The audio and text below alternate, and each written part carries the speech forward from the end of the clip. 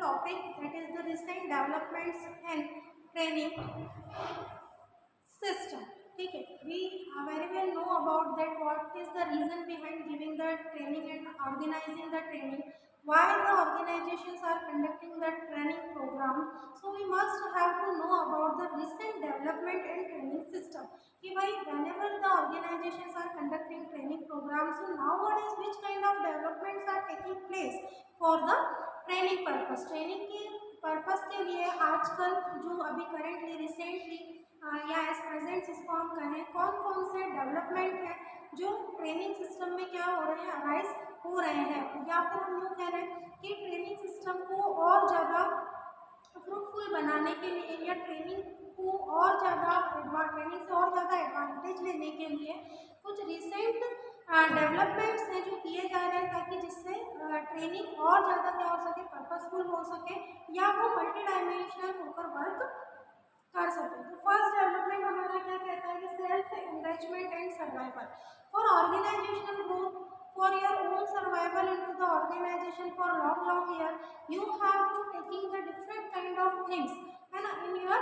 Work place. आपको work place पे काम करने के लिए, लंबे समय तक सर्वाइव करने के लिए, एज वेल एज ऑर्गेनाइजेशन की ग्रोथ के लिए जो है वो क्या किया जा रहा है, डे बाय डे उसको ग्रो किया जा रहा है, जिससे कि जो पर्सन है उसका सेल्फ सर्वाइवल भी हो, उसे भी जॉब अपॉर्चुनिटीज लॉन्ग टर्म तक जो है वो मिलती रहे, एज वेल एज ऑर्गेनाइजेशन का जो ग्रोथ है वो भी कंटिन्यूस होता रहे. ऑर्गेनाइजेशन ग्रोथ कब करती है, whenever employees are having full of knowledge, they are all are skillful, knowledgeable, experienced, so automatically organizations are growing. क्या करती है, ऑर्गेनाइजेशन ग्रो करने लगती है. तो नेक्स्ट इज ऑर्गेनाइजेशनल ग्रोथ. जो भी मैंने आपको बताया कि ऑर्गेनाइजेशन का जो ग्रोथ है उस पर भी ट्रेनिंग को, जो हमने on the job of the job training के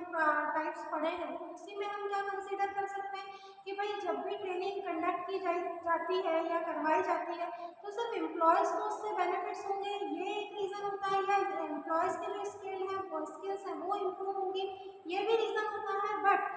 इसका अल्टीमेटली एक सोल्यूशन अगर हम निकालें या रिजल्ट हम कैलकुलेट करें तो यही आएगा कि भाई ऑर्गेनाइजेशन की जो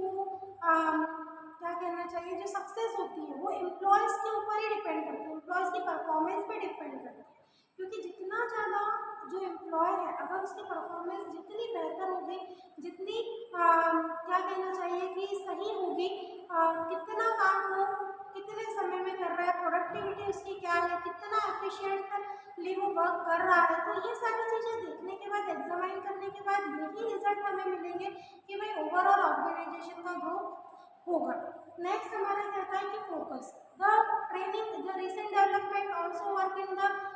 टर्म ऑफ द फोकस. आप जो फोकस है यहाँ पर वो किस चीज़ पर होगा, for taking the advantages from the training session and all other things which are helpful for increasing the knowledge and skills. हमारे नॉलेज एंड स्किल्स को इम्प्रूव करने के लिए फोकस होना बहुत ज़्यादा जरूरी है. If you are giving training as a trainer, if the employees are taking the advantages of training as a trainee, तो वहाँ पर चीज़ों का फोकस होना, काम करना, काम करने के तरीके को सीखना, अपने आप को इम्प्रूव करना, योर सेल्फ कॉन्फिडेंस जो है वो इंक्रीज करना, तो फोकस होकर वहाँ काम करना सिखाता है. नेक्स्ट होता है हमारा एक्सपेक्टेशंस रिगार्डिंग व्हाट, किसके चीज़ के लिए एक्सपेक्टेड होना, किस चीज़ के लिए अपेक्षा करना, एक्सपेक्टेशंस रखना. तो expectations regarding the efficient working in the organisation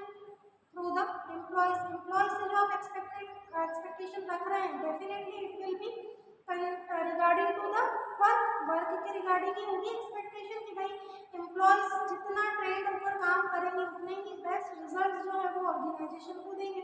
organisation के प्रॉफिटेबिलिटी में जितना इंक्रीमेंट होगा वो अल्टीमेटली एट लास्ट उसका जो एडवांटेज है वो एम्प्लॉयज को ही होना है. तो the expectations are also to be expected from the employees. Next is the evaluation strategy. How you are evaluate the employees, या फिर जो आपने ट्रेनिंग प्रोग्राम सेशन जो है वो कंडक्ट हुआ है उसका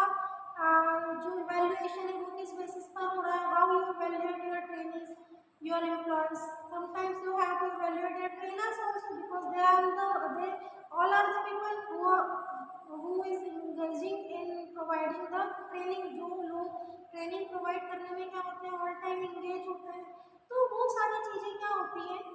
पर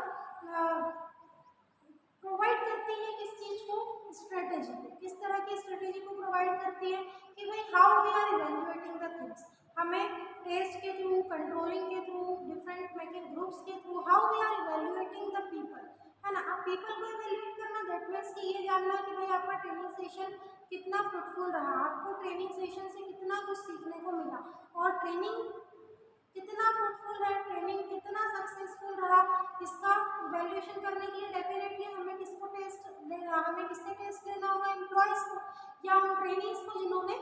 ट्रेनिंग का प्रोग्राम अटेंड किया है, जिन्होंने ट्रेनिंग लिया है, उन्हीं से हमको इवैल्यूएशन करने को मिलेगा। नेक्स्ट डेवलपमेंट क्या कहता है, वर्क परफॉर्मेंस। अब वर्क परफॉर्मेंस जो भी मैंने आपको बताया कि ट्रेनिंग का पर्पस ही क्या होता है, जो एम्प्लॉयज़ रहते हैं उनकी जॉब परफॉर्मेंस, उनकी वर्क परफॉर्मेंस को इम्प्रूव करना। अब ये रिसेंट डेवलपमेंट की कैटेगरी में क्यों आ रहा है कि भाई जो ट्रेनिंग सिस्टम में वर्क परफॉर्मेंस, वो पहले क्या हुआ, ट्रेनिंग हुआ, इवैल्यूएशन हुआ तो हुआ, नहीं हुआ बस जो न्यू कमर्स ने ट्रेनिंग लेकर आया और वर्क पर लग गए। तो कहीं पर आप ये एग्जामाइन नहीं कर पा रहे हैं कि भाई हमारा ट्रेनिंग सेशन कितना सक्सेसफुल रहा, और उसकी सक्सेस आप कैसे मेजर कर सकते हैं, डेफिनेटली एम्प्लॉयज़ के आधार पर कि एम्प्लॉयज़ की बिफोर एंड आफ्टर की जो वर्क परफॉर्मेंस है उसको कंपेयर करके you can easily getting the results कि भाई ट्रेनिंग के पहले इस तरह से वर्किंग हो रही थी, ये परफॉर्मेंस था, ट्रेनिंग लेने के बाद वर्क परफॉर्मेंस में ये डिफरेंस आया है, इतना इम्प्रूवमेंट हुआ है। तो ultimately we can say for knowing the success of training session या for evaluating the training sessions we have to examine, we have to determine the work performance of the employees who already get the training, जिनको training मिल चुकी हुई है उनकी work performance को क्या किया जाना, चेक किया जाना, कंपेयर किया जाना पहले की वर्किंग से, अभी की वर्किंग से, अदर कलीग्स की वर्किंग से, या definitely the way you are using for identifying their work performance, जिस भी तरीके से आप क्या करना चाहें, आइडेंटिफाई करना चाहें। तो students, this all are the recent development in the training system. Now one more thing that is the need modernise training programme. Why there is a need for modernise training programme, ये तो हमने पढ़ा आपको recent development जो कि training system में हो रहे हैं कि भैया फोकस होना चाहिए, एक्सपेक्टेशंस जो है वर्क परफॉर्मेंस के रिगार्डिंग, या फिर हम और बात कर लें जो हमारी evaluation strategy, this all are determined by the top level authorities. But nowadays there is also need for modernise training programme कि भाई आप कितने मॉडर्नाइज वे से जो है वो ट्रेनिंग के प्रोग्राम को क्या करते हैं, कंडक्ट करवाते हैं। अब ये अभी तक जो हमने डेवलपमेंट पढ़े या ट्रेनिंग की जो मेथड्स पढ़ी, जो प्रिंसिपल्स पढ़ी, तो क्या हम ये कह लें कि ये सारे प्रिंसिपल्स टेक्निक्स जो है वो ट्रेडिशनल कैटेगरी में आ रहे हैं, मॉडर्नाइज टेक्निक्स कुछ अलग होंगे, मॉडर्नाइज तरीके से if you are providing the training to your employees so you will get the extra more good results, ये कह लें। तो अभी दोनों में कंपैरिजन करके किसी एक आउटपुट पर आना सही नहीं होगा, क्योंकि भाई ट्रेडिशनल वे से जो ट्रेनिंग सिस्टम चला आ रहा है कि हमें ये वे जो है वो जनरली सभी लोग जो है यूज़ करते हैं, या ऑर्गेनाइजेशन में इसी तरह के जो है क्या कहना चाहिए स्ट्रेटेजी पे वर्क किया जा रहा है, प्रिंसिपल्स को फॉलोज करके, वॉट एवर जो भी वे है, ऑन द जॉब ट्रेनिंग के through, off the job training के through, objectives are fulfilled by the training session, that means कि भाई ऑर्गेनाइजेशन को ये समझ में आ जाता है कि अगर हमारे ऑब्जेक्टिव कंप्लीट हो गए हैं या जो हमारे लक्ष्य है वो प्राप्त हो गए, दैट मीन्स कि हमारा जो ट्रेनिंग का सेशन है वो बेहतर रहा, वो सक्सेसफुल रहा। तो उसी तरीके से आप जो need, because we are living in the high technological world, ठीक है, इस टेक्नोलॉजी के ज़माने में अगर हम बात करें तो ट्रेडिशनल वे से या पुरानी तकनीकों से काम नहीं चलता। Day by day we have to adopt the new things, we have to adopt the new strategies, day by day we have to update our knowledge, सारी चीज़ों को हमको अपडेट करने की क्या है, आवश्यकता है। तो उसी तरीके से यहाँ पर मॉडर्नाइज ट्रेनिंग प्रोग्राम की नीड भी क्या हो जाती है, साइमल्टेनियसली अराइज हो जाती है, क्योंकि जितने मॉडर्नाइज तरीके से, जितने नए तरीके से ट्रेनिंग प्रोग्राम जो है वो दिया जाएगा, तो एम्प्लॉयज़ में अभी तक हम ट्रेनिंग का क्या पर्पस कहते हैं भैया कि उनके स्किल्स को सुधारने के लिए, उनके नॉलेज को अपडेट करने के लिए, अगर पुराने एम्प्लॉयज़ को आप ट्रेनिंग दे रहे हैं तो उनको नया वर्क सिखाने के लिए जो है वो ट्रेनिंग का प्रोग्राम होता है। तो क्यों यहाँ नीड उठ रही है, क्यों यहाँ आवश्यकता उठ रही है कि भाई नए तरीके से, नई तकनीकों से, नए वे को फॉलो करते हुए आपको ट्रेनिंग प्रोग्राम जो है वो देना चाहिए।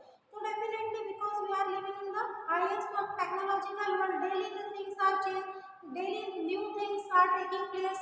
है ना। नई नई चीज़ें जो है वो जगह ले रही है, ट्रेंड्स चेंज हो रहे हैं, लोगों का work perception, everything is changed, the demand of customer is changed, daily they want daily the people, the customer wants the new things। तो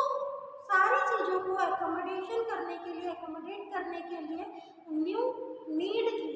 न्यू ट्रेनिंग प्रोग्राम की क्या है नीड, मॉडर्न ट्रेनिंग प्रोग्राम की नीड जो है वो arise हो रही है। और इस आवश्यकता भी है डेफिनेटली, क्योंकि इतने फास्ट और इतने रैपिड वर्ल्ड में अगर हमें चीज़ों के साथ कॉम्पीट करना है, अगर हमें हमारी ऑर्गेनाइजेशन के परफॉर्मेंस को इम्प्रूव करना है, तो डेफिनेटली नए फंडों को हमको यूज़ करना पड़ेगा। We have to adopt the new technologies, we have daily update our knowledge, our skills we have to updating day by day, otherwise we can't be take place in the run of the modern world. ठीक है, जो भी modern world की जो race है we can't run, हम उसमें नहीं प्लेस नहीं ले पाएंगे हम उसमें कोई भी। तो इस तरीके से there is a need arising for the modern training